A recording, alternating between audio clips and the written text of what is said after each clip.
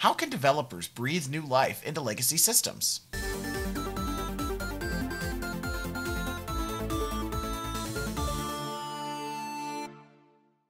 Hello, welcome to the Hello World Show. I'm Heather Downing. And I'm Spencer Schneidenbach, and we're here at NDC Oslo with Dylan Beattie. Hello. Yes, Dylan was our keynote opener today. Yes. It was amazing. He's also quite passionate about legacy systems, right? And how to make them I have strong better. opinions on legacy systems. This is true. Because, passion can be enthusiasm, or passion can be kind of a little more adversarial, but certainly, I have opinions about things. Now, how long have you been coding? So I've been coding, my first computer I ever coded on was an Amstrad 6128 I would have been about 7 or 8 years old, late 1980s. 128 kilobytes of memory. Floppy disk, it had a 3-inch floppy disk drive, so not 3.5 or 5 1/4, not any of the standards that the rest of the world uses. It had this weird disk because the company who made it got a discount on a bunch of drives. I started writing quiz programs in BASIC, and never really looked back. Nice. So what drives you to continue to improve, considering you worked on the same code base for a while, right? So yes, I've been working. When I graduated university in the UK in 2000, I basically built websites for a couple of years. A lot of companies were, we want to build a website that talks to a database, and that was one of the things I knew how to do, learned very early on. And one of the companies who initially were a client, I ended up going to work for them, and that was coming up on 15 years ago. And it's the thing that keeps it interesting is it's a combination of enthusiasm for technology. Technology is always changing. It can be difficult to keep up, but also, if you go out and look for it, you'll always find interesting and inspiring things going on, new problems to think about, new questions people are trying to address and things. And the company I work for, we do services for actors, professional actors, film, television, theatre, these kinds of things. And that is also, it's an interesting and exciting industry to work in. And you'll have a day when you wake up and you're like, I don't want to deal with SQL Server today. And then you go to work and you're like, oh, cool, they're using our stuff to make Star Wars or Doctor Who or Sherlock or, these. And so there's this other side to it as well that's also exciting and inspiring to be part of. Did I say expiring? Exciting and inspiring to be part of. Good clarification. Thank you. All right, Dylan, great to have you. Hi. Hello. Hi. What would you like to teach us today? So what I'm going to show you today is a pattern that we've used, which a lot of organizations, I find, they have like a big old monolithic system. They have a database that has some applications that have been around forever, and then some of their developers will go to a conference like NDC here, and they'll come back and they'll learn about microservices, and they'll learn about distributed systems and message passing. And one of the real challenges is how do you connect that new world to the old world? Because when your old world is this big monolith, the tendency is to just keep making it bigger, because it can be very difficult when all the things, legacy systems make money, that's why we have them, why we keep them around. And it can be very difficult working out how you can start building small components and, autonomous services when you still have this sort of monolith smack in the middle of everything. So what I'm going to talk you through today is a pattern that you can use if you've got Microsoft SQL Server. You've got a bunch of old applications that are all using the database as their sort of shared storage, their central integration point, and how you can plug that into something like a distributed message queuing system so you can start taking advantage of scalable distributed systems. The ball of mud starts to get smaller, you get little autonomous components, and you start moving towards a much cleaner and more resilient architecture. Nice. Does that sound good? That sounds awesome. Okay, so we're going to start by drawing a picture here of the problem. So you have a database, and then connecting to this you have this thing here, which was written in Visual Basic in 1998, and no one's quite sure why you still have it. And you have some legacy website over here, and you maybe have another legacy website over here. And you have maybe an application here that sends emails and does all this kind of stuff. And these applications, you can't modify them. Some of them maybe you don't have source code. Some of them you're just scared to touch because no one can remember how they work. Some of them are written in old or archaic languages, platforms, things that don't really have support for modern message queuing, those kind of patterns. So what we need is a way of effectively plugging in. The only point where these all sort of come together is here in the central database. So what we need is a way of saying, when something changes here, we want to know about it, because we want to be able to capture that event and broadcast it to other services out here that are listening. Now, there's a thing, it's built into Microsoft SQL Server. Many people don't know it's there. Many people who do know it's there have never used it. It's called the SQL Service Broker. SQL Service Broker, or SSQBQ.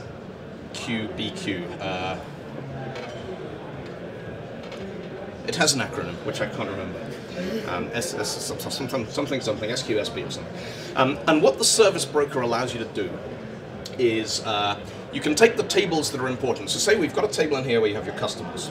And all these systems, so you have an application here where your staff can change a customer's email address. You have a form on your website where the customer can change their email address. You have another system over here that can push in changes to a customer email address. So when the customer's email changes, you need to know about it because you need to broadcast that message so you can pick it up over here in your new, shiny, localized, small autonomous login system.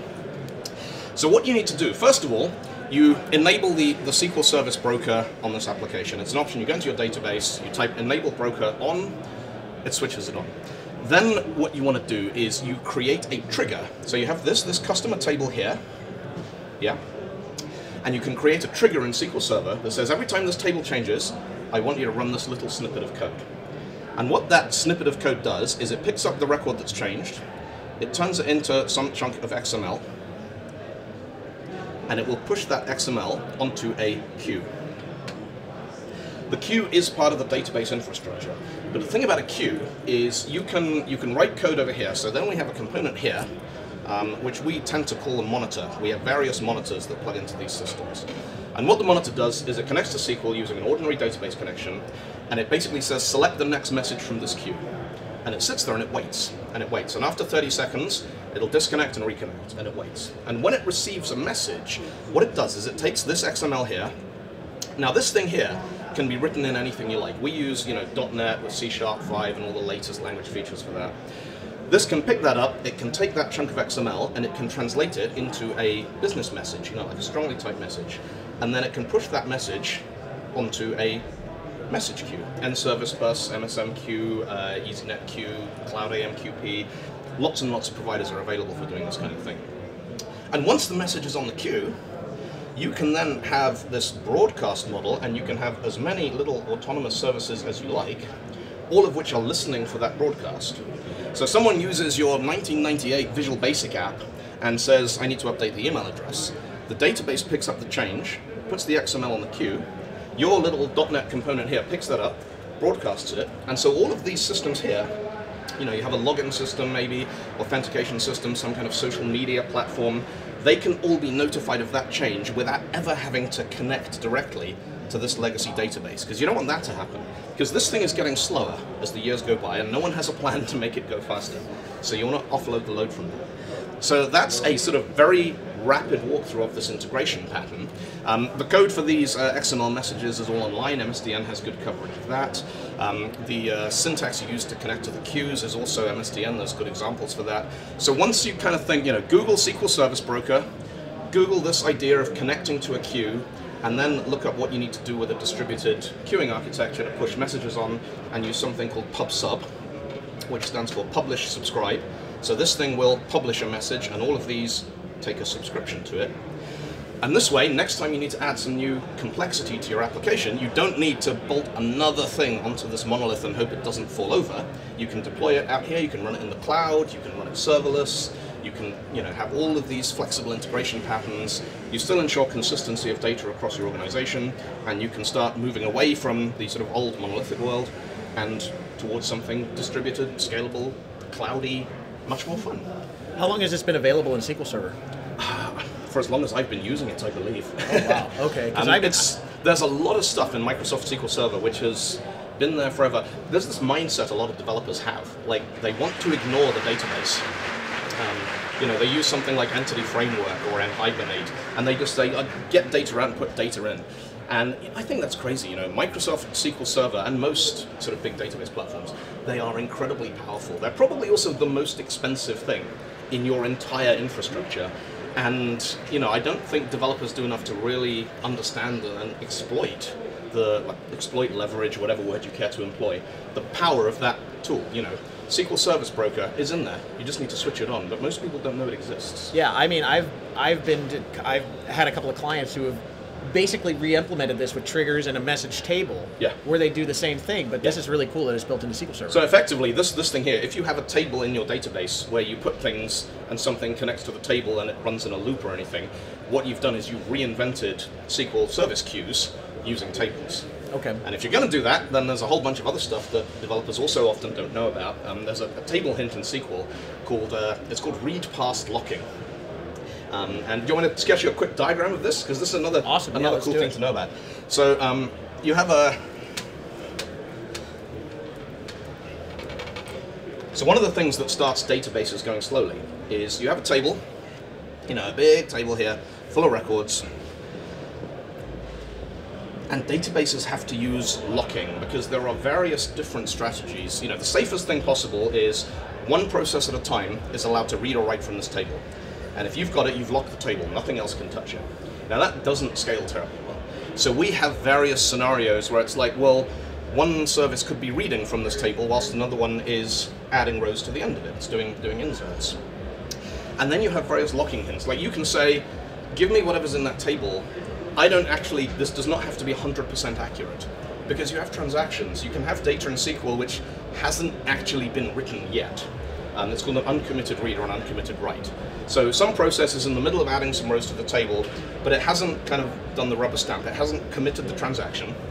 And so your code, you go in there, you're like, I want to know how many orders we had yesterday. To the nearest 100 is good enough. So you don't care about reading half a dozen records that may or may not end up going through. So you are happy with what's called an uncommitted read. You're happy saying, I'm just counting these, I don't care, 100, 110, 120, it's about 100, that's good enough for me. And so you have these query hints you can use. When you query the database, you say, I need absolutely up-to-date information. Lock the table, wait till everyone else is finished, then give me what's in it. Or you can say, give me, uncommitted is fine. Give me data that's still pending. And if you're using tables as queues, there is a thing called with read past. And what with read past does, so say this table represents a whole bunch of work items that need to be done. Each one has to be done exactly once. You want the next work item, so you can go and generate an email or process an order. Read past says, okay, this one is already done, this one's done, this one's done, this one's done. Another process is looking at this one. We don't know what it's doing. It might be about to succeed, it might be about to fail, but just bounce straight over it, and bounce straight over any row where another process is currently doing some work. And when you get to a row that no one else is talking to, you can grab that one and say, hey, I've got this one. This record is mine now. And then the next process will rattle through all these. It'll bounce over yours and it'll pick up the next one. And this way you can run, 10, 20, as many of these sort of queue processing tasks as you like. And they won't fight with one another over which one is processing which task.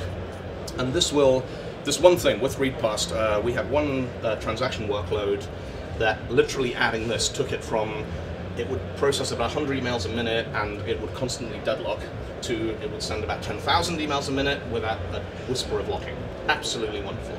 And again, it's one of these wonderful, obscure little details that if you're just using Entity Framework, you're never even going to know it's there. Right. This stuff doesn't get sort of, publicized enough in the developer community. The database tuners, DBAs and people who work on SQL and tune it, they know about this stuff.